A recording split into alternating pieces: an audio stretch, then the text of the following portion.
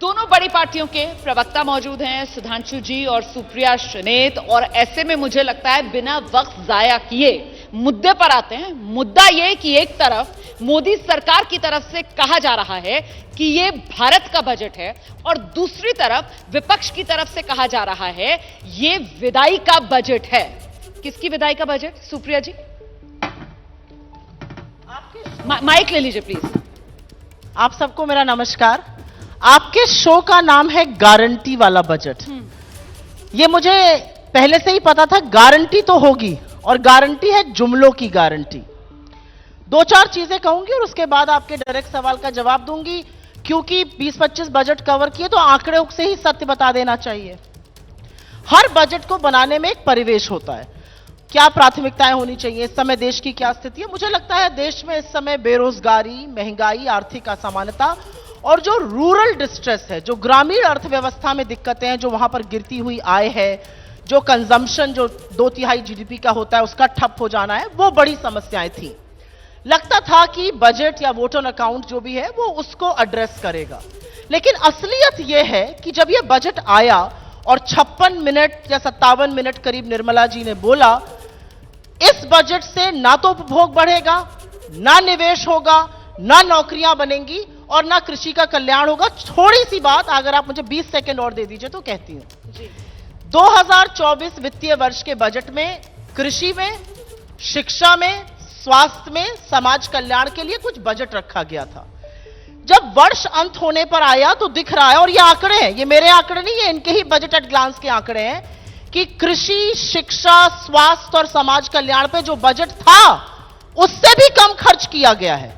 और अगले वर्ष के लिए, मतलब वित्तीय वर्ष 25 के लिए रक्षा के बजट पर जितना खर्च हुआ उससे घटाया गया, फूड सब्सिडी को घटाने का काम हुआ है और फर्टिलाइजर सब्सिडी को घटाने का काम हुआ है। वित्त मंत्री ने एक बड़ी रोचक बात कही, और जब उन्होंने वो कहा तो मैं सच बताऊं बिल्कुल चौंक गई। मैंने कहा ये क्या बोला, ये कैसे मिस हो गया। उन्होंने कहा एवरेज आय जो है वो 50% बढ़ गई है। भाई किसकी बढ़ी है, कहां बढ़ी है? और पीएलएफएस डेटा तो सरकार का ही सर्वे है, सरकार का सर्वे खुद कह रहा है कि 25% घटी है। तो या तो सरकार का सर्वे गलत आंकड़ा बता रहा है या निर्मला जी ने भ्रमित करने का काम किया। अब जवाब ले लेते हैं। एक चीज मुझे थोड़ी इंटरेस्टिंग लगी आज के बजट में। सब एक साथ चलेंगे फिर जवाब। छोटी सी बात है, इन लोगों को अच्छा लगेगा सुनकर। निर्मला जी ने चेस ग्रैंड मास्टर का नाम लिया, बहुत अच्छा लगा मुझे सुनकर। हो सकता है अगली बार हॉकी का भी नाम ले लें, हो सकता है उनके ट्रेन किए वो लोग, मुझे नहीं पता। मैं एक महिला होने के नाते सोच रही थी काश उन्होंने इस देश की होनहार कुश्ती लड़ने वाली पहलवान बेटियों का भी नाम लिया होता। अगर लिया होता तो मुझे फक्र होता। पर जिस तरह का यह बजट बना है, जिस तरह से कृषि, शिक्षा, स्वास्थ्य, सामाजिक कल्याण की उपेक्षा हुई है, मुझे नहीं लगता कि यह सीरियसनेस भी है। जो डॉक्टर है वो आपका रोग मानने को तैयार नहीं, रोग का समाधान कैसे करेगा। ठीक है, सुधांशु जी प्लीज आइए। और यहां पर जो सुप्रिया जी ने कहा है वो कह रही है ये ताली बजा सकते हैं एक ऐसा बजट है एक ऐसा बजट है जिससे ना तो खपत बढ़ने वाली है, ना उद्योग को कुछ मिल रहा है, ना कृषि को कुछ मिल रहा है, ना रोजगार बढ़ने वाला है। मतलब उन्हें कुछ भी इस बजट में दिखाई नहीं दे रहा। उन सारी बातों का उत्तर देता हूं। पहले मैं कहता हूं अगर देश में खेल के लिए वातावरण अच्छा नहीं होता तो एशियन गेम्स में हमारी टैली 100 के ऊपर पार नहीं करती। ये प्रमाण है इस बात का कि खेल के लिए एक अनुकूल वातावरण है। अब आते हैं बजट पे। देखिए क्या है, हमारा पिछले कई बजट से सबसे ज्यादा जो इंफेसिस है वो कैपिटल आउटले के ऊपर है। कैपिटल आउटले क्या होता है कि आपकी मूलभूत ताकत को बढ़ाता है। इन लोगों का कहना रहता है कि एक्सपेंडिचर के लिए हाथ में दे दीजिए। जैसे एक छोटा सा उदाहरण बताता हूं कि गांव में यदि किसी व्यक्ति को, किसान के हाथ में पैसा दे दीजिए, एक है कि बिजली, सड़क, पानी, डाटा, हर चीज अवेलेबल करा दीजिए। दूसरा उदाहरण देता हूं, बच्चे को जेब खर्च दीजिए या स्कॉलरशिप दीजिए। स्कॉलरशिप देंगे तो वो तुरंत उसे नहीं लगेगा कि मेरे हाथ में, मेरे स्कॉलरशिप इस बात के लिए प्रेरणा देगी कि पढ़ना पड़ेगा और पढ़ने के बाद मिलेगा तो आगे जाके उसकी ग्रोथ बहुत स्ट्रांग होगी।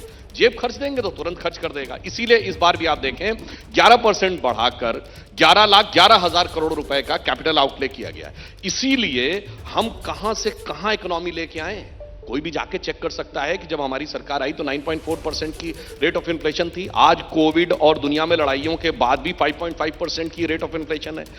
एक चलिए वो अर्थव्यवस्था हम कितने पे पहुंचे वो अलग बात है। एक छोटा सा उदाहरण देना चाहता हूं। पावर बहुत इंपॉर्टेंट चीज है, मगर हमने आके झटके में नहीं शुरुआत किया। अगर भारत को डेवलप्ड इकोनॉमी बनाना है तो पावर का रिक्वायरमेंट है ना। उसके लिए हमें क्लीन एनर्जी चाहिए। हमने क्लीन एनर्जी के लिए टारगेट किया कि 40% इंस्टॉल कैपेसिटी 2030 तक होनी चाहिए, 2022 में पूरी हो गई। हमने सोलर एनर्जी में 25 गुना की छलांग लगाई। अब इस समय हम दुनिया में 5th बिगेस्ट हैं सोलर एनर्जी में। अब जाके जब हमने सोलर पैनल्स का प्रोडक्शन प्रोडक्ट लिंक इक्विटी में शुरू कर दिया, तब हमने कहा कि अब 1 करोड़ घर बनेंगे। अब सुनिए मजेदार बात क्या है, उन पे इंस्टॉल्ड होगी इलेक्ट्रिसिटी, अब फ्री की इलेक्ट्रिसिटी मिलेगी। ये कहते थे फ्री की बांट दो, फ्री की बांट दो। अरे भाई बांटते जाओगे, उसके बाद क्या होगा कि जो बिजली वाली कंपनियां वो घाटे में आती चली जाएंगी। हमने वो व्यवस्था की कि अब उनके घर पे बिजली होगी और फ्री की बिजली ऊपर से ही मिलेगी। ये अंतर है हमारी सोच और इनकी सोच में, किस ढंग से कौन देश को किस तरफ ले जाना चाहता है। ठीक है। इसीलिए हम पूरी तरीके से विश्वास है, हमारी गारंटी बहुत स्पष्ट है। हमारी गारंटी ने क्या किया है, मैंने आपको बताया कि सोलर में हम 5th लार्जेस्ट बने हैं, 4th लार्जेस्ट बने हैं installed capacity of clean energy में।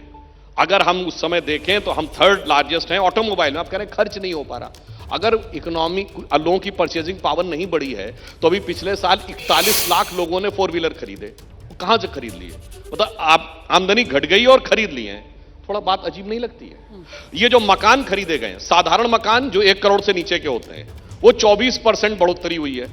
जो लग्जरी मकान जो 1.5 करोड़ या उससे ऊपर के होते हैं, उनमें 31% की हुई है। तो मतलब आमदनी नहीं बढ़ी मगर मकान खरीद लिए लोगों ने। मुझे लगता है बहुत सारी चीजें बहुत स्पष्ट दिखाई पड़ रही। इसलिए मोदी जी जिस गंभीरता के साथ इन विपरीत परिस्थितियों में देश को आगे ले जा रहे हैं, देश उसी विश्वास के साथ उनके साथ खड़ा है। ठीक है, तो सर आप जिस बात का जिक्र कर रहे हैं कैपिटल एक्सपेंडिचर, सरकार ये कह रही है कि सही दिशा में हम सही निर्णय ले रहे हैं।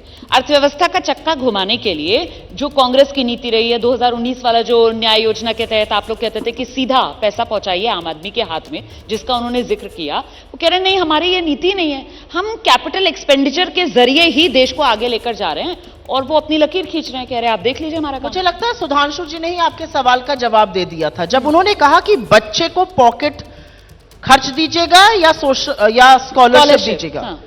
देश का किसान बच्चा है, देश के युवा जो सड़कों पर है वो बच्चे हैं, देश के जिन लोगों के पास आज रोजगार नहीं है वो बच्चे हैं। मुझे ऐसा लगता है कि सत्य को तो स्वीकारिए।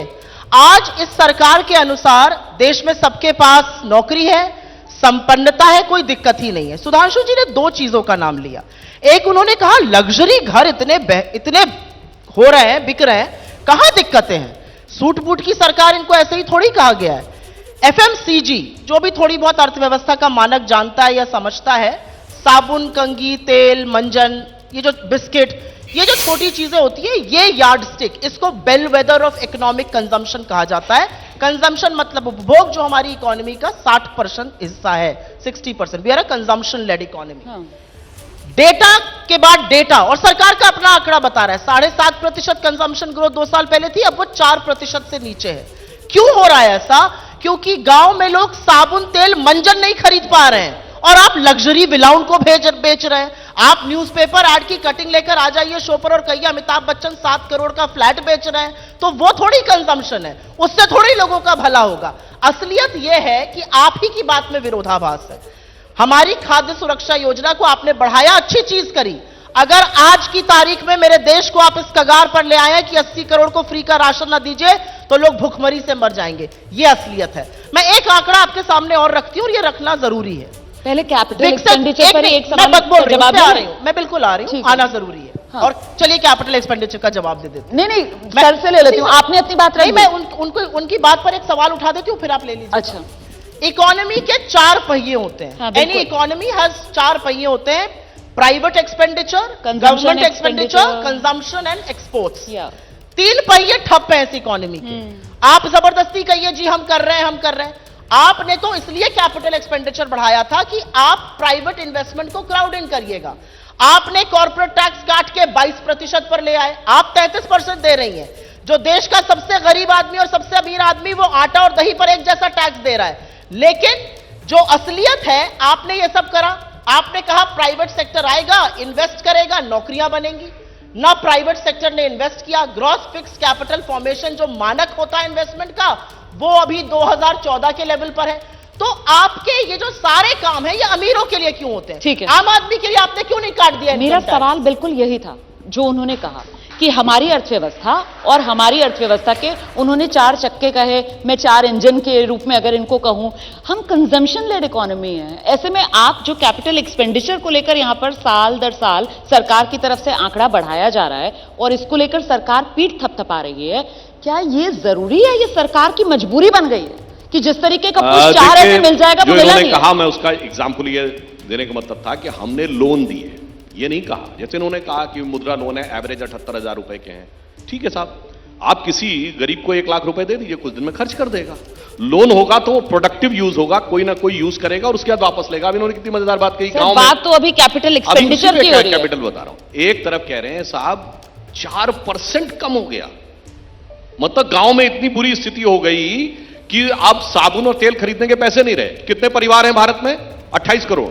80 करोड़ लोगों को परमानेंट अनाज मिल रहा है, यानी हर परिवार के लगभग गरीब परिवार के 3 लोगों को मिल रहा है? उसके बाद उनके पास साबुन खरीदने का पैसा नहीं बचा है। तो कभी कभी जब तर्क देने के आंकड़े देने का प्रयास करें, अरे भाई भूख से मर जाएंगे सुभाष जी। जिसको आप फ्री का राशन कह रहे हैं, वो वास्तविकता में जानते क्या है? वो परिस्थिति ये थी कि कोविड के टाइम में सप्लाई लाइंस खत्म हो गई थी। अगर आपको पैसा दे भी दिया जाता तो आपके मोहल्ले में या आपके कॉलोनी वाले किसी भी ग्रोसरी स्टोर के पास क्या इतना था कि वो आपको सप्लाई कर सके? अब बता रहा हूं, आज मैं आपसे कहना चाहता हूं, गेहूं का सबसे बड़ा एक्सपोर्टर कौन है? यूक्रेन वॉर में फंसा हुआ है। अगर हम सप्लाई लाइंस को मार्केट के भरोसे छोड़ दें तो इस बात की प्रबल संभावना है कि अनाज के दाम मार्केट मैनिपुलेशन के द्वारा ऊपर जा सकते हैं। इसलिए गवर्नमेंट ने अभी भी उस सप्लाई लाइन को कंट्रोल करके सबको डिलीवरी दे रखी है, यह समझनी चाहिए। मगर एक अंतर और बता दूं कैपिटल एक्सपेंडिचर पे, देखिए हमारी सोच इकोनॉमी में भी कैपिटल एक्सपेंडिचर की है और राजनीति में भी कैपिटल एक्सपेंडिचर की है। जैसे हमारी सरकार आने के बाद ही आपने कहा ना, लाभार्थी एक नया वर्ग क्रिएट हुआ, क्योंकि हमने कहा पहले गरीब को एम्पावर करेंगे, पहले डीबीटी करेंगे, जिसमें से हमने 2.5 लाख करोड़ रुपए बचाए, 2 करोड़ से ऐसे फर्जी लोग गायब हुए, हमने उसको स्ट्रेंथन किया, फिर वो हमारा समर्थक बना। ये पुराने वाले में पड़े हैं, जेब खर्च वाले पे, ये जात ले लो, इसका काउंटिंग करा दो, उसकी कर दो, कास्ट ये वो फलाना। तो इनकी राजनीति भी उसी पे है कि expenditure base, short term gain देखो, आगे का किसको देखना है। हमारी इकोनॉमी भी है शॉर्ट टर्म नहीं, लॉन्ग टर्म देखिए। इसीलिए हम 10 साल में उत्तरोत्तर बढ़ते हुए G7 और G20 कंट्रीज में हाईएस्ट ग्रोथ रेट वाली हैं। अच्छा, ये डाटा भारत सरकार का नहीं है, ये IMF का है, जहां डॉक्टर मनमोहन सिंह काम कर चुके हैं। तो मुझे लगता है कि उसके ऊपर ये बिल्कुल ये आंकड़ा जो है, और वाकई में दुनिया के अंदर इस वक्त अगर कोई ब्राइट स्पॉट बना हुआ है तो वो हिंदुस्तान है। दुनिया की 5वीं बड़ी अर्थव्यवस्था बन गई है सर। लेकिन सवाल ये कि 80 करोड़ लोगों को मुफ्त राशन हमें क्यों देना पड़ रहा है? और सवाल ये कि क्या ये जो रिकवरी हो रही है, जिसका जिक्र अभी गाड़ियों की बिक्री और घरों की बिक्री को लेकर कहा गया, तो वो कोरोना के बाद से जिस बात का जिक्र हम और आप करते थे कि साहब ये रिकवरी वी शेप हो रही है या के शेप हो रही है, तो ये कहां फंसे हुए हैं? जो लोग इस प्रकार की बात करते हैं, कितनी अतार्किक बात करते हैं जी। अगर किसी ने मकान बनाया तो भाई मकान खरीदने वाले की इनकम नहीं बढ़ी, बनाने वाला भी तो कोई होगा। जॉब नहीं क्रिएट हुए। 37 किलोमीटर पर डे सड़क बनी, तो एक्सप्रेस वे पे चलने वाले ये करें ना कि वो बड़ा व्यक्ति जो गाड़ी से चल रहा है उसी का नहीं, भाई बनाने वाले को भी तो नौकरी मिली है भाई। अगर 70 एयरपोर्ट बने हैं तो एयरपोर्ट में कार्गो हैंडलिंग से लेकर कंस्ट्रक्शन तक का कोई काम नहीं हुआ है। अगर मान लीजिए मोबाइल मैन्युफैक्चरिंग की इतनी यूनिट्स बनी है तो बनाने वालों का कोई वो नहीं है, कहां से बन रहे हैं? 4 करोड़ गरीबों को आवास भी मिले तो 4 करोड़ मकान भी तो बने हैं भाई। इसलिए मैं कह रहा हूं, चश्मा उतारो फिर देखो यारो, दुनिया नहीं है चेहरा पुराना। तो मतलब महिला, किसान, युवा, गरीब, सबका कल्याण, यही है गारंटी वाला बजट। सुप्रिया जी, सबका कल्याण हो रहा है और अर्थव्यवस्था मात्र 4% पे बढ़ रही है, औसतन 4 साल की। ऐसा क्यों है? ऐसे ना करिए सुधांशु जी, अगर आंकड़े समझते तो मैं आपको बताती। आंकड़े ये हैं कि पिछले 4 साल में 3.8% ग्रोथ रेट है आपकी औसतन। ये आपकी सरकार के आंकड़े हैं, RBI के आंकड़े हैं, government of India finance ministry के आंकड़े हैं, इधर उधर के आंकड़े लेकर नहीं आई हूं। देखिए ऐसा है, बोलते बोलते बहुत बोल गए, बोलते बोलते बोले हम लाभार्थी की एक कैटेगरी बना रहे हैं। कृष्ण करें तो लीला, हम करें तो पाप, दूसरा आदमी करे तो वो रेवड़ी बांट रहा है, हम रबड़ी अपने मित्रों को बांटे तो कोई दिक्कत नहीं है। लाभार्थी हम बुलाएंगे और रबड़ी खिलाएंगे अपने मित्रों को। मैंने आपसे कहा ना विरोधाभास है। विरोधाभास क्यों है? फिर से याद दिलाती हूं। विरोधाभास इसलिए लग्जरी विला बन रहे हैं, वो बिक रहे हैं, अच्छी बात है। आपने इस देश के करीब 3% लोग इनकम टैक्स पे करते हैं। आपने पिछली बार इनकम टैक्स स्लैब को बढ़ाया, कुछ लोगों को जरूर राहत मिली। इस देश का औसतन आदमी जीएसटी देता है। और इस क्राउड के लिए, आपके व्यूअर्स के लिए बता दूं, 50% जीएसटी, 50% लोग जो नीचे के तबके के हैं वो 64% जीएसटी दे रहे हैं। आप ये सोच लीजिए, मतलब देश के सबसे अमीर आदमी जो नरीमन पॉइंट पर बड़ी सी कोठी में रहते हैं और यहां पर पुरानी दिल्ली में रिक्शा चलाने वाला भी एक लेवल ऑफ जीएसटी दे रहा है। यह आर्थिक असमानता है। जिस आईएमएफ को बार बार कोट करते हैं तो पूरा कोट किया करिए। आईएमएफ ने क्या कहा है? Income inequality in India is the biggest red flag. लेकिन उसको ये नहीं मानेंगे, क्योंकि जब आज वित्त मंत्री ने बड़ी एक इंटरेस्टिंग चीज करी, और वो डेटा मैं लेकर आई हूं, आपके एक कंपेटिटर ने चलाया था, उनका नाम नहीं लूंगी जी, लेकिन ये डेटा बड़ा इंटरेस्टिंग लगा तो मैंने सोचा ये लेकर चलती हूं। वित्त मंत्री का एक वर्ड क्लाउड सर्वे आया, उन्होंने किन शब्दों का कितना प्रयोग किया। ठीक है, प्रधानमंत्री 42 बार बोला, टैक्स 42 बार बोला, गवर्नमेंट 26 बार बोला, भारत 24 बार बोला, अच्छा था। फार्मर 15 बार बोला, जीएसटी 11 बार बोला, मछली भी 4 बार बोल दिया, लक्षद्वीप भी बोल दिया, वंदे भारत भी बोल दिया। 2 शब्द सुनाई नहीं दिए, जॉब्स और एम्प्लॉयमेंट, एक बार भी नहीं बोला। आज की स्थिति में ये जो युवा आपके सामने बैठे हैं, इनकी क्या प्राथमिकता है? आप हाथ उठवा कर देख लीजिए, इनकी क्या प्राथमिकता है? इनकी प्राथमिकता है कि नौकरी बने, और नौकरी बनना कोई इनकी भलाई नहीं है, नौकरी बनना अर्थव्यवस्था के लिए जरूरी है। It's a virtuous cycle. अगर आपकी नौकरी होगी तो आप ज्यादा खर्चा करेंगे, उपभोग बढ़ेगा, उपभोग बढ़ेगा तो कंपनियां निवेश करेंगी, निवेश करेंगी, ज्यादा लोगों को नौकरी पिछली बार के मुकाबले 11% कैपिटल एक्सपेंडिचर में इजाफा हुआ है। 11.11 लाख करोड़ इस बार सरकार खर्च कर रही है। वो इतना पैसा खर्च करेगी, कैपिटल एक्सपेंडिचर लगाएगी, रोजगार नहीं बढ़ेंगे। मुझे नहीं पता कि सुधांशु जी से राय लेकर किया गया, क्योंकि सुधांशु जी थोड़ी ज्योतिष में रुचि रखते हैं, लेकिन जो 11 का फिगर एक आया तो मुझे लगा हो सकता है सुधांशु जी से राय लेके किया गया हो। वो फिगर इन्फ्लेशन एडजस्टेड है, और वो फिगर सरकार की नाकामी दिखाता है। इसलिए दिखाता है क्योंकि कैपिटल एक्सपेंडिचर बढ़ाया इसलिए गया था कि प्राइवेट एक्सपेंडिचर होने लगे। जो सीईओ आप सबके चैनल पर सीआईआई से, फिक्की से जो सीईओ आके कहते हैं 10 ऑन बजट, वो यहां पर इन्वेस्ट क्यों नहीं कर रहे हैं? क्यों कैपिटल यूटिलाइजेशन 70% पर है? क्यों इन्वेस्टमेंट 29% ऑफ जीडीपी भी नहीं पहुंच पा रहा है? वो क्यों नहीं इन्वेस्ट कर रहे हैं? Why are they not putting money where their mouth is? क्योंकि investment is an act of faith, और सिर्फ हमारे डोमेस्टिक वाले नहीं इन्वेस्ट कर रहे हैं। एफडीआई जिसका खूब सीना ठोकते थे ये लोग, 3 साल से गिर रहा है, और अभी 16 साल के सबसे निचले स्तर पर एफडीआई है। सवाल पूछिए इन बातों किस आधार पे बोलते हैं? एफडीआई ऑल टाइम हाई है, $70 बिलियन का एफडीआई इस साल है, $46 बिलियन का। इसलिए मैं कह रहा हूं भाई 3.2% की कहां ग्रोथ रेट है भारत में भाई? What is the source? IMF कहता है 6.5 है, Fitch, Standard and Poor's, government of India, पता नहीं कहां से आते हैं। मगर इन्होंने एक बात और अच्छी कही, थोड़ा विषय से हटके, इन्होंने ज्योतिष की बात कही।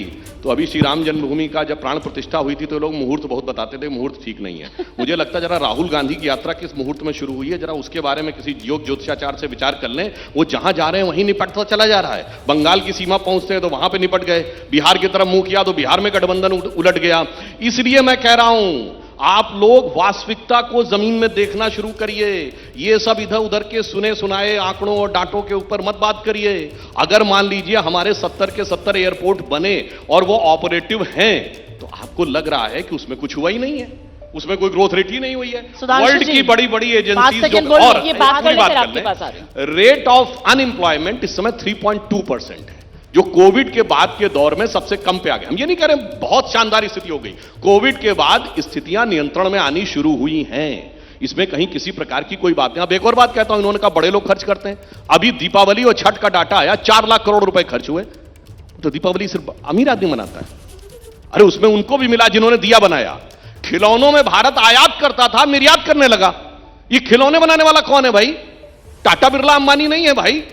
इसलिए मैं कहना चाह रहा हूं, सोर्सेस के साथ कोट करिए, फैक्चुअल बात करिए, और उस जगह की बात करिए जहां से डॉक्टर मनमोहन सिंह आए हैं। गवर्नमेंट का डाटा लीजिए या इंटरनेशनल एजेंसीज का डाटा लीजिए। वर्ल्ड की इकोनॉमीज का डाटा हम नहीं देते हैं, ये इंटरनेशनल एजेंसीज, आईएमएफ और वर्ल्ड बैंक देती हैं। G20 में हम सबसे बेहतर स्थिति में, ये हमारा डाटा नहीं है, ये इंटरनेशनल डाटा है। इसलिए मैं कह रहा हूं, ठीक है सरकार का विरोध है, वो सारी बातें करनी है, ये सारी चीजें अपनी जगह हैं, मगर कुछ यथार्थ होते हैं, उन्हें स्वीकार करना चाहिए। भारत का फॉरेन एक्सचेंज रिजर्व, चलिए उसमें तो कोई इन्फ्लेशन एडजस्टेड नहीं होता है, $620 बिलियन है कि नहीं? It is all time high forex reserve. अब मैं बोल लूं ठीक 2 है, मिनट नहीं, के लिए? बस आप ही नहीं, आप मैंने ही एक बोलेंगी, नहीं, आप ही मुझे- बोलेंगी। मेरा बस सवाल एक सुन सेकंड, लीजिए ना। आंकड़े पर सवाल किया था तो आंकड़े का नहीं, जवाब नहीं, दे मेरा देती भी हूं। सवाल आंकड़े से ही रिलेटेड है और मेरा सवाल ये है कि जब आप लोग महंगाई और बेरोजगारी का सवाल उठाकर सरकार को घेरने की कोशिश करते हैं तो यहां सुधांशु जी ने जो बेरोजगारी वाला 3.2 वाला आंकड़ा दिया, महंगाई को लेकर जो सरकार की 3.2 वाला कौन सा आंकड़ा दिया? अभी जो सुधांशु जी ने आंकड़ा दिया है वो उसका सोर्स के साथ आपको बता देंगे, और सरकार की तरफ से जो अपने 10 साल और पिछली यूपीए सरकार के 10 साल के टाइम पर की, यूपीए के जमाने में वो 8% का एवरेज और हमारे 10 साल में 5% का एवरेज। तो फिर आम आदमी ये भी तो सोचता है ना कि ये जो सरकार है इसमें आप कोरोना जैसी महामारी को भी काउंट करेंगे, इसमें आप दो वैश्विक युद्ध की स्थिति जिससे दुनिया जूझ रही है उसको भी काउंट करेंगे, और इसमें आप ये भी देखेंगे कि दुनिया भर में जो आर्थिक वृद्धि हो रही है वो मुश्किल से 2 से 2.5% के भीतर, बावजूद इसके हिंदुस्तान में वो 7% के ऊपर बनी हुई नजर आ रही है। अब मैं बोल लूं? जी, आंकड़ों पर ना चैलेंज नहीं करना चाहिए क्योंकि 25 साल यही बजट का काम किया है। सुधांशु जी ने कहा आईएमएफ का आंकड़ा, अरे अपनी सरकार के आंकड़े को तो मानते हैं, भारत सरकार के आंकड़े को मानते हैं ना, हाँ या ना?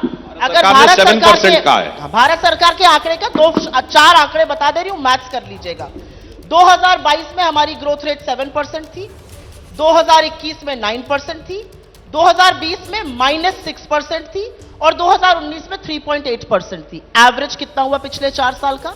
एवरेज हुआ अंडर 4%। 1 मिनट रुक जाइए, आपने एफडीआई पर मुझसे सवाल पूछा। अप्रैल टू नवंबर, 1 मिनट, मैं तो आपको आंकड़े के साथ बता रही हूं, ये सरकार के आंकड़े, एनएसएसओ के आंकड़े जिसके आधार पर बजट वो बनता कहते हैं ना है। आंकड़ों को किसी भी तरीके से देखा जा सकता है, अगर इसमें वो कोरोना काल वाला माइनस वाला निकाल दुनिया दिया का जाए, इतिहास बताइए जब सरकार कभी कह रही है कि पिछले 3 साल में लगातार 7% से ऊपर हम बने हुए हैं, रोमाना वो जी, 3 एक साल सेकंड। काउंट कर रही है, आप 4 साल काउंट कर रोमाना रही जी, हैं। मैं तो कह रही हूँ 5 साल काउंट कर लीजिए, ठीक है। फिर भी आप 5% से ऊपर नहीं ठीक पहुंच है। पा रहे। मैंने आपसे क्या कहा? लेकिन पिछले 10 साल की- डिमोनेटाइजेशन के झटके के बाद जहां पहुंची थी इकोनॉमी अब उससे आगे निकल गई है, तो वहां ये- तो ये 6.8, आपको लगता है- 6.9, अब तो 7.3। आपको ये ग्रोथ लग रही है? 5.9% एवरेज ग्रोथ है 10 सालों की, 6.8% पे दिया था, 58 पे रुपया दिया था, 84 पर पहुंचा दिया है। एफडीआई का डेटा, ये तो आरबीआई देता है ना, कोई मैं अपने घर से थोड़ी बना के आज सवेरे उठी तो चाय पकाने के बजाय डेटा पका लिया। आप लोग की थोड़े डेटा फजिंग का काम करती हूँ। अप्रैल नवंबर 2022 का आंकड़ा क्या था? $20 बिलियन एफडीआई। अप्रैल नवंबर 23 का आंकड़ा क्या आया? $13 बिलियन। ये लगातार गिर रहा है, 3 साल से गिर रहा है। आप ना मानिए वो अलग चीज है, ये आपकी सरकार के या आरबीआई के या एनएसएसओ के आंकड़े। और आपने एक बड़ी बेतुकी बात की और थोड़ा सा आपको भी टोकूंगी।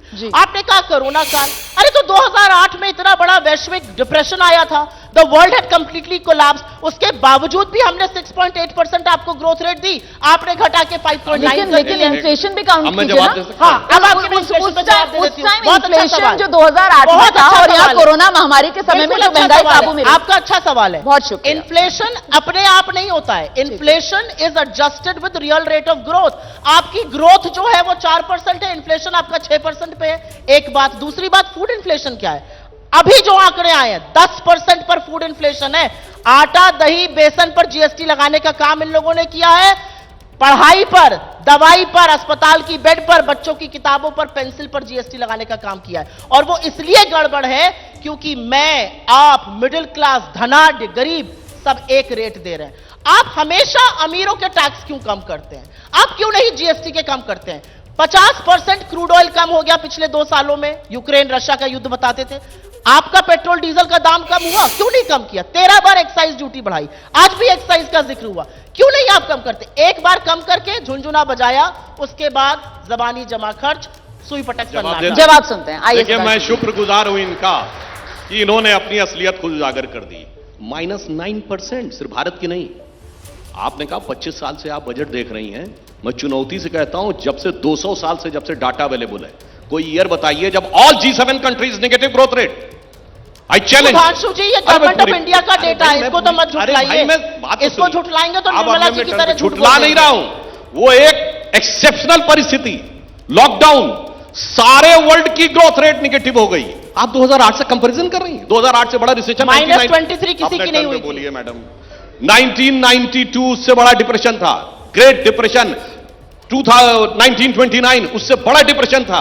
क्या बात करते हैं? मगर निगेटिव ग्रोथ रेट सारे के सारे वर्ल्ड की हो गई हो, ये केवल ऐसा था।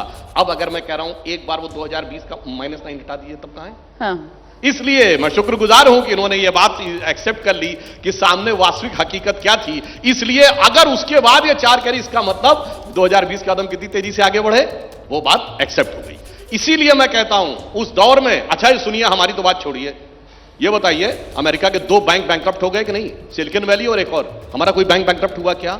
चाइना की बैंक नहीं है।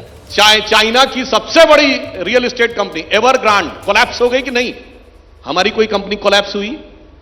जिन लोगों को कहते थे एलआईसी बर्बाद हो गया, एलआईसी बर्बाद हो गया, ऑल टाइम हाई प्रॉफिट वो कर रहा है। इसलिए मैं कह रहा हूं, अच्छा अगल बगल वालों को तो छोड़ ही दीजिए, वो पाकिस्तान में क्या हो गया और श्रीलंका क्या हो गया, उलट पलट गए, सब कुछ ये हो गया। इसलिए मैं कह रहा हूं दुनिया में सुनामी आ गई, अगल बगल जहाज उलट पलट गए, जहाज वाले डह गए, ये कहते नहीं हिचकोले क्यों लग रहे हैं, इसके लिए सुनामी नहीं, जहाज का कैप्टन जिम्मेदार है। तो इसके लिए मैं ये कहना चाहता हूं कि हमें इल्जाम मत दीजिए, बहुत अफसोस होता है, बड़ी तरकीब से कश्ती यहां तक लेके आए हैं, बदल देते हैं हम दरिया की लहरें अपनी हिम्मत से, आंधियों में भी अक्सर चिराग हमने जलाए हैं, -9% से यहां तक लेके आए। एक सुप्रिया जी, मतलब आपने कहा था ना ज्योतिष के जानकार हैं, और वो अंदाज जो उनका वो शायराना भी है, वो भी सामने निकल आता है। शायरी छोड़ दीजिए, अर्थव्यवस्था जो है, हाँ। उससे मेरे आप गरीबों के घर के चूल्हे चलते हैं। बजट में नंबर कितना देंगे आप, ये बताइए ना मुझे, इस बजट को आप कितना नंबर देंगे? 0। हाँ। अब मुझे ये बताइए कि ये सरकार जो है वो चुनावी साल में ऐसा रिस्क क्यों लेगी, जब इसको चुनकर आना है कि ये ऐसा बजट लाएगी जो जनता की नजर में 0 हो? ये जनता की नजर में 0 है या विपक्ष की नजर में? सुधांशु जी एक बात का जवाब दे दें, कश्ती संभाल के आ रहे हैं, शिक्षा, स्वास्थ्य, सामाजिक कल्याण, कृषि का बजट क्यों काट रहे हैं? 4.5% as a percentage of GDP था एग्रीकल्चर का बजट, काटकर 2.5% पर क्यों ले आए हैं? 30 किसान रोज की आत्महत्या कर रहे हैं। यहां पर बैठकर जलेबी बनाना, लच्छेदार बातें करना, बढ़िया बढ़िया शायरी सुनाना एबीपी के लिए अच्छा है, आपकी टीआरपी के लिए अच्छा है। जब वित्त मंत्री निर्मला सीतारमण जी खड़े होकर सपाट झूठ बोल रही हैं कि 50% आय बढ़ गई है, भैया कहां बढ़ी है, किसकी बढ़ी है, दिखनी चाहिए ना। अगर आपकी आय बढ़ेगी तो आप शायद अपनी छोटी गाड़ी से बड़ी गाड़ी पे जाइएगा, गरीब की बढ़ेगी तो वो शायद एक दाल को छोड़कर दूसरी दाल भी खाएगा, सब्जी भी खाएगा, वो नहीं हो रहा है। 74% लोगों को एक पौष्टिक आहार की थाली नसीब नहीं है। जीएचआई में हम गिरते जा रहे हैं, ग्लोबल हंगर इंडेक्स में, और बस अपना ढिंढोरा पीटते रहो। असलियत यह है आप कर सकते थे अच्छा, अगर आप मानते की समस्या थी। आपने तो समस्या को ही झुठला दिया है, और उसका प्रमाण आज है। सुधांशु जी मुझे सारी बातें छोड़ दें, चलिए सब छोड़ दीजिए, एक बात का जवाब दे दीजिए, शिक्षा, स्वास्थ्य, एग्रीकल्चर और सामाजिक कल्याण के बजट को आपने क्यों घटाया है? आपने शिक्षा के बजट को घटाया है, कौन सी कश्ती कहां लेकर जा रहे हैं? आपने स्वास्थ्य के बजट को घटाया है, कहां लेके इस कश्ती को जा रहे हैं? जब भारत को विकसित होना है तो ये सारी चीजें होनी पड़ेंगी। मेरा सवाल भी साथ में सुन लीजिए, क्योंकि आज सुबह से ये गारंटी वाला बजट एबीपी न्यूज पर हम कवरेज कर रहे थे। सुनिए तो जुमलों की गारंटी, जितने एक्सपर्ट थे वो सब ये उम्मीद कर रहे थे कि शिक्षा के अंदर कम से कम 6% तक लेकर जाया जाएगा बढ़ोतरी को, स्वास्थ्य बजट उसमें बढ़ोतरी होगी, इस तरीके की उम्मीदें थी, लेकिन वाकई में ऐसा क्यों नहीं हुआ? 8,000 करोड़ शिक्षा के बजट को घटाया है। अच्छा जवाब ले स्वास्थ्य के बजट को, 1 मिनट, 8,000 करोड़ शिक्षा के बजट को घटाया और स्वास्थ्य के बजट को करीब करीब 10,000 करोड़ घटाया। देखिए वोट ऑन अकाउंट में एक स्वस्थ परंपरा को ध्यान में रखते हुए, नहीं जलेबी नहीं, अभी बता रहा हूं अभी आपको, जो आपने टीआरपी कहा ना जनाब, आपकी टीआरपी इसलिए गिर रही है कि आप यहां बैठ के बोल रही हैं टीवी डिबेट पे। अगर आप कह रही हैं फाइनेंस मिनिस्टर ने गलत बोला है, 8,000 करोड़ क्यों कम किया भाई, ये बताइए तो, आप ही का डेटा है ना सुधांशु। आप नहीं, जवाब सुन लीजिए ना, दर्शकों ने सुन लिया। अगर वित्त मंत्री ने कहा है कि बढ़ा है और आप कह रही कम हुआ, तो लाइए privilege motion for the house पे। नहीं बोल पाएंगे, अभी डिस्कशन होगा बजट पे, मैं देखता हूं, बोलते जाएंगे, ढोल बजाते जाएंगे, झूठ बोलो, लपेटो, आप ये देखिए, लपेटो, खूब झूठ बोलेंगे। अब मैं बताता हूं, झूठ टीवी डिबेट में बैठ के बोला जा सकता है, सदन के पटल पर नहीं, जुमला कर दिया, सदन के पटल पर नहीं बोला जा सकता, जुमला कर दिया। अरे जुमला वीरो, बजट को तो बख्श देते, बजट को तो बख्श देते। आप सोर्स नहीं कोट कर पाएंगे, एक भी और सोर्स बोला तो मैंने सारे सोर्स वाला सोर्स कोट किया, मैंने क्या आपके इसलिए हम आपसे कर पाए, मैंने तो सारे सोर्स कोट किए। आप मेरे एक मैंने डिस्टर्ब किया आपको, मैंने डिस्टर्ब किया। सुप्रिया जी जब आप बोल रही थी उन्होंने एक बार नहीं, एक बार भी डिस्टर्ब नहीं। सुन लीजिए, मैं दोबारा आपके पास आऊंगी, मतलब सुन लीजिए ना, सुन लीजिए, उसके बाद आपके पास आ रही हूँ, दोबारा आ रही हूँ, सुन लीजिए। दो बड़े बड़े दिग्गज अर्थशास्त्री हैं, चिदम्बरम जी और मनमोहन सिंह जी, राज्यसभा में हैं, लाए ना प्रिविलेज मोशन एफएम के अगेंस्ट की, आपने गलत बोला है, नहीं ला पाएंगे, यहां बैठ के झूठ झूठ चिल्लाएंगे, बहुत क्लियर है। क्योंकि जो फैक्ट होता है वो सदन के पटल के ऊपर दाएं बाएं करना संभव नहीं होता। यहां पे कोई आंकड़ा लेकर कोई कहता 50 साल की सबसे बड़ी बेरोजगारी, कोई कहता 50 साल की सबसे बड़ी महंगाई, ये सब जुमले आपने खूब सुने होंगे। जुमले यही है ना, ये बताइए 50 साल के अंदर वो भी तो आता है। 2 करोड़ अरे भाई, रोजगार है, आपने 15 लाख हर बैंक अकाउंट में है, काला यार जुमले भी अपने अपने हो गए, जुमले जुमले भी यहाँ पर अपने हो गए। ठीक है ठीक है जुमले ठीक है, ये सुधांशु जी जुमले बात पूरी कर लें, उसके बाद आ रही हूँ आपके पास जल्दी से। 50 सुधांशु साल जी में वो भी है जिसमें सोना गिरवी रखा गया था, 1 बिलियन फॉरेन एक्सचेंज रिजर्व से नीचे आ गया था, उससे बुरी स्थिति है। जुमला ये होता है कि 1970 में नारा दिया गरीबी हटाओ, और 2013 में 43 साल बाद, जिसमें 43 साल में 37 साल आपकी सरकार रही, अब कहते हैं 2/3 लोगों को फूड सिक्योरिटी देनी है। जुमला ये होता है। तो ये विदाई वाला बजट जो है, ये किसकी, विपक्ष की विदाई वाला बजट तो नहीं फिर से बन रहा है सत्ता से? आप सुनिए, चुनाव में किसकी विदाई होगी ये जनता तय करेगी, मगर इंडी गठबंधन की तो विदाई हो गई। इंडी गठबंधन की विदाई चुनाव से पहले हो गई, बजट से पहले हो तो जनता वो को कह रहे हैं आपकी विदाई वाला। और जी सुनिए, ठीक है, अब जवाब ले लेते हैं, अब जवाब ले लेते हैं। सुधांशु जी यहाँ पर बैठकर मेरे एक आंकड़े को डिस्प्यूट नहीं कर पाए। मैंने सोर्स कोड किया, पीएलएफएस आपका मैंने सोर्स आंकड़ा के है साथ बोला। भाई, पीएलएफएस सरकार का सर्वेक्षण होता है, वित्त मंत्री सरकार की खड़े होकर बोल रही है, 2 अलग अलग आंकड़े सरकार ही दे रही है, तो दोनों में से एक तो कोई गलत तो वो आंकड़ा कह रहे दे हैं रहा है। प्रिविलेज मोशन लाएंगे आप? लाएंगे ना, एक मिनट। लाएंगे, बोलिए। प्रिविलेज मोशन लाएंगे? प्रिविलेज मोशन एक मिनट लाएंगे। जाइए। रोमाना जी, आप एक बड़ी प्रबुद्ध पत्रकार हैं, मैं बोल रही हूं सरकार का पीएलएफएस ये कह रहा है, सरकार की वित्त मंत्री ये कह रही है, प्रिविलेज मोशन हम ले आए, आप क्या करिएगा और ये क्या करेंगे? बताइए मुझे, झूठ क्यों बोला जा रहा है? मैंने तो हर आंकड़े को, एनएसएसओ का डेटा को आप झूठ बता रहे हैं, मतलब एनएसएसओ देश को भ्रमित कर रहा है। छोड़िए इन बातों को, अभी भी तो सुधांशु फिर तो जी ये नहीं बता पाए। ईपीएफओ का डेटा भी मानिए ना, वहां पर किस तरीके से रोजगार बहुत बढ़ रहे हैं, जो अच्छा, आंकड़ा बहुत सामने बढ़िया। निकल कर आ रहा है। बहुत बढ़िया आपने सवाल पूछा। मुझे नहीं पता आप इकोनॉमी ट्रैक करती कि नहीं, लगता है करती है। आपकी एक संस्था है, उसमें 20 लोग हैं अगर, तो आपको ईपीएफओ में रजिस्टर करना है, 19 है तो नहीं करना है, तो अगर एक बढ़ गया तो वो 20 काउंट हो जाते हैं। अगर आप मुझे सिंपल सी बात बताइए ना, रोजगार बढ़ रहा है, कंजम्पशन सब ठीक है, चकाचक इकोनॉमी है, बढ़िया सब चल रहा है, तो भाई एचयूएल अपना साबुन तेल कंघी मंजन क्यों नहीं बेच पा रहा है? पार्ले जी और ब्रिटानिया के 5-5 रुपए के पैकेट क्यों नहीं बिक रहे हैं? क्योंकि इनके धनाढ्य लोग नहीं खरीद रहे, गरीब नहीं खरीद पा रहा है।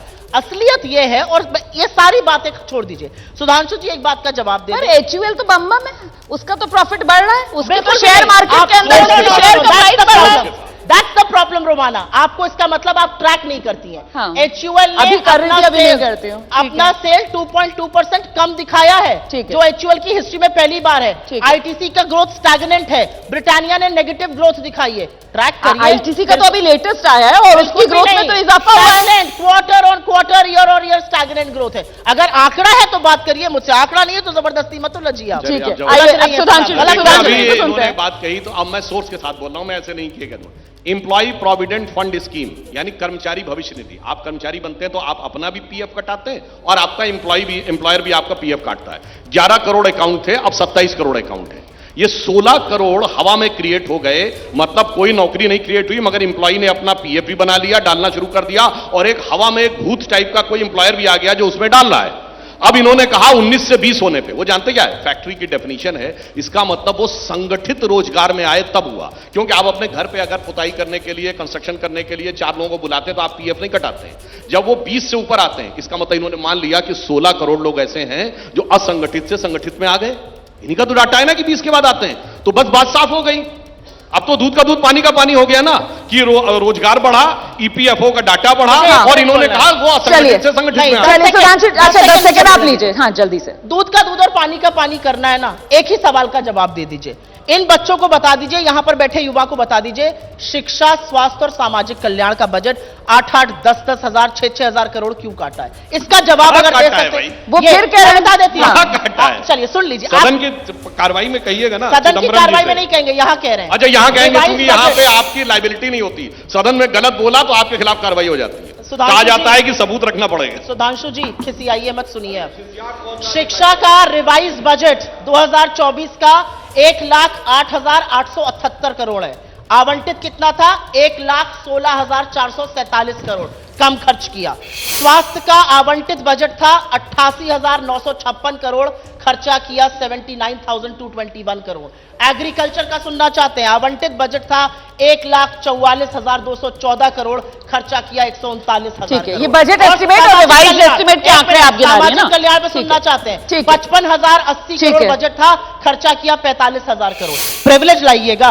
अरे शर्म करिए, आंकड़ों से बोल रही हूँ, झूठ तो मत बोलिए। ठीक है, रिवाइज एस्टिमेट बजट एस्टिमेट का यहाँ पर वो आंकड़े रख रही हैं। क्यों काटा? ठीक है, ठीक आई है। होप आप अंतर जानते हैं रिवाइज और बजट व्यक्तिगत एस्टिमेट। में नहीं आना चाहिए था, पर ये बताइए आप आई होप आप आर और बी का अंतर जानते अरे हैं। भाई सुनिए तो, नहीं, आप जानते शिक्षा जो है नहीं, वो मैंने कंकरेंट कंपनी लिस्ट का का नाम लिया था, सब्जेक्ट है आपको कि पता सेंट्रल स्कीम है। सब्जेक्ट है? बोलिए, शिक्षा अरे कंकरेंट प्रभु, सब्जेक्ट है कि शिक्षा का सेंट्रल है? बजट होता है क्या? आप तो बिल्कुल समझते ही नहीं है बजट। कहाँ बुला लिया इनको? चलिए छोड़िए, समय बिल्कुल मेरे पास कम है सर, मुझे शिक्षा का इतना बजट बता आता है। दीजिए, ये गारंटी वाला बजट शिक्षा का जो बजट 400 आता है। पार वाला लक्ष्य लेकर चल रहे हैं वो पार होगा या नहीं होगा?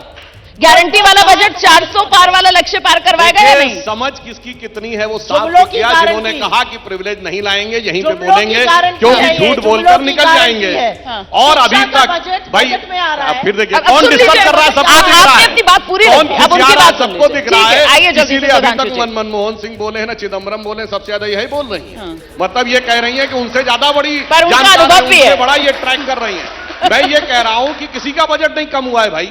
अगर आप कहें तो अच्छा, ये मैं आपसे ये बात नंबर करना में चाहता कहां से लेके हूं, आएंगे? 7 आईटीज आपने सोर्स सदर कोड करिए ना। हाँ। अगर अरे सरकार भैया, ने किया है बजट तो आप एग्जाम एफएम के को हैं। गलत साबित करिए। क्या आदमी ये है हवा में ये? बगैर सोर्स के आप बोलने क्या लगते आदमी है? हैं। मैंने आपसे 3.2% पूछा तो आप नहीं बता कहाँ पाई। से? मैंने फिच बोला। सर ये गारंटी कहाँ से? 400 पार वाली जा रही है या नहीं? एक मिनट जी बताइए। जी, आ रही हूँ आपके पास आ रही हूँ, मैंने जल्दी कोई से disturb नहीं किया। जल्दी आप से। लगातार मेरे में डिस्टर्ब कर रही हैं। हाँ। मैंने आपके में नहीं डिस्टर्ब किया। हाँ। मैं सिर्फ कहना चाहता हूं, इन्हीं सब चक्कर झांसेबाजी के चक्कर में तो जनता आपको घन चक्कर बनाए चली जा रही है। क्योंकि आप कहती जो है वो हम बोलेंगे नहीं, जो नहीं है वो हम बताने की कोशिश करेंगे, और आप ऐसा समझाती हैं कि दूसरे को समझ में नहीं आता चलिए है। तो जनता किसको घनचक्कर बनाएगी, चुनाव में फैसला होगा। फिलहाल समय हमारे पास इतना बिल्कुल ही गलत है। बहुत बहुत Absolutely गलत है। आप बिल्कुल ऐसे शो एंड नहीं कर सकती हैं। Nobody can have the last भाई, word. कौन How खिसिया can रहा है you भाई? question? No, he's आपने questioning my data. अपने I'm सोर्स sorry, बता this is not दिए, how you you can have answer. Already कौन ज्यादा बोला है, कौन ज्यादा डिस्टर्ब किया? Budget estimate and revise estimate. बोल दिया, आपने रैप कर दिया। लेकिन आपने तो अरे भाई, मैंने एक बार आप क्या ऐड ऑन करेंगे, आप क्या ऐड ऑन करेंगे उसमें बताइए मुझे, क्या ऐड ऑन करेंगे आप? डेटा कोड कर रही हूँ, कह रहे मेरा तो डेटा ये कर रही क्या- हैं। आप शो रैप कर रही हैं। करिए, क्या करिए, तरीका है? आप कहिए ना, आप कहिए क्या ऐड ऑन करना चाहती हैं? आपने ऑलरेडी बता दिया वो बजट एस्टिमेट और रिवाइज एस्टिमेट है। ये मुझसे पूछ रहे सोर्स क्या है? Source budget at a glance government of India का सोर्स है। तो और बिल्कुल आप वही शो तो रैप आप कर रही पहले ही कह कितना चुकी हैं, तरीका आप है वो शो पहले ही कह रैप करने चुकी का? हैं भाई बी और आर ही कहाँ आता है? कितनी नहीं, बार नहीं, बनेगा? ये बिल्कुल बेकार की बात है। आप पहले ही बता चुकी हैं वो बजट एस्टिमेट और रिवाइज तो वो एस्टिमेट है, गलत ये उसको पहले ही कहना आप है, जानकारी उसको दे चुकी हैं कहना दर्शकों को। वो इस मेरे पर आप मुझे लोग नहीं को लगता है कि पूछ रहे हैं, बेकार में भैया, बात कौन ज्यादा बनानी बोला है, चाहिए। सबने देखा। यहाँ पर आप अंतरिम बजट पर ये कौन जबरदस्त ज्यादा बोला टक्कर है, देख सबने रहे थे देखा। पक्ष और विपक्ष के बीच। ढाल बनिएगा कुल भाई। मिलाकर कौन कितना घनचक्कर ढाल बनेगा, बनिएगा? जनता इसका फैसला करेगी। चुनावी साल है और चुनाव में जनता ही जनार्दन उसके जनादेश का इंतजार करना होगा। गारंटी वाला बजट किसकी जीत की गारंटी और किसकी विदाई की गारंटी तय करेगा।